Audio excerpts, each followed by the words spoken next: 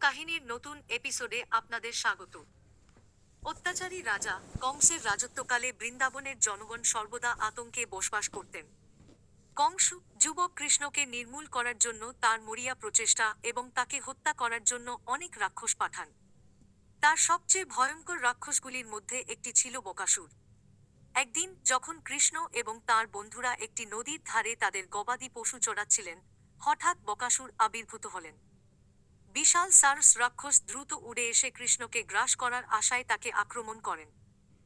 বকাসুর তার বিশাল ঠোঁট খুলে কৃষ্ণকে সম্পূর্ণ গিলে ফেললেন, ভেবেছিলেন তিনি তাকে পরাজিত করেছেন। যাই হোক, কৃষ্ণ তার গলায় প্রবেশ করার সাথে সাথেই বকাসুর জ্বলন্ত সংবেদন অনুভব করতে লাগলেন। কৃষ্ণ তার ঐশ্বরিক ক্ষমতা ব্যবহার করে অসুরের গলা অসহনীয়ভাবে গরম করে তোলেন। ব্যথা সহ্য করতে না পেরে বকাসুর দ্রুত কৃষ্ণকে থুথু দিয়ে বের করে দিলেন।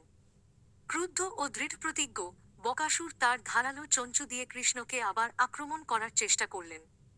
কিন্তু কৃষ্ণ তার ঐশ্বরিক শক্তি দিয়ে বকাসুরের ঠোঁট ধরে অনায়াসে ছিঁড়ে ফেললেন। শক্তিহীন রাক্ষস প্রাণহীনভাবে মাটিতে লুটিয়ে পড়ল। কৃষ্ণের বন্ধুরা এবং গ্রামবাসীরা, যারা এই অবিশ্বাস্য কাজটি দেখলেন, তারা আনন্দিত হলেন। ভয়ঙ্কর বকাসুর থেকে তাদের রক্ষা করার জন্য তারা কৃষ্ণের সাহসিকতা এবং ঐশ্বরিক শক্তির জন্য প্রশংসা করেছিলেন। বকাসুরের উপর এই বিজয় বৃন্দাবনের জনগণের রক্ষক হিসাবে কৃষ্ণের ভূমিকা এবং কংস কর্তৃক প্রেরিত অশুভ শক্তিকে পরাস্ত করার ক্ষমতাকে আরও প্রদর্শন করেন।